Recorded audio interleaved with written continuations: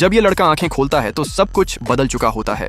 अब वह हर चीज की असली कीमत साफ साफ देख सकता है। उसे समझ आ जाता है कि उसे एक खास शक्ति मिल गई है, दुनिया की हर वस्तु की कीमत जानने की। पुराने सामान के ठेले से खरीदारी करने के बाद वह नोटिस करता है कि वहां रखी ज्यादातर चीजों पर मिट्टी लगी हुई है। उसे अंदाजा हो जाता है कि ये सभी सामान पास के पहाड़ों से लाए गए हैं। वह सोचता है कि पहले अपने पास की चीजें बेच दे और फिर पहाड़ पर जाकर और खजाने ढूंढे। वह अपनी खरीदी हुई दोनों चीजें लेकर एक एंटीक शॉप में जाता है, लेकिन वहां का कर्मचारी उसके साधारण कपड़े देखकर उसे भगा देता है।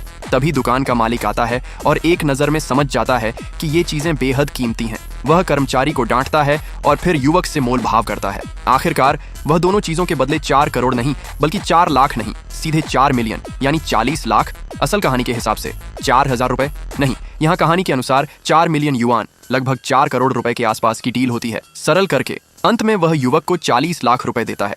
कुछ ही देर में पैसे उसके खाते में आ जाते हैं।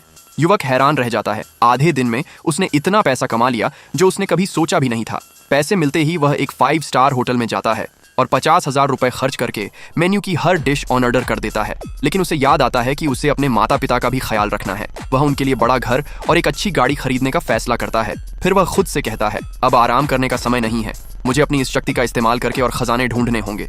और इसी सोच के साथ वह पहाड़ की ओर निकल पड़ता है, अपनी खजाना देखने वाली आंखों के साथ।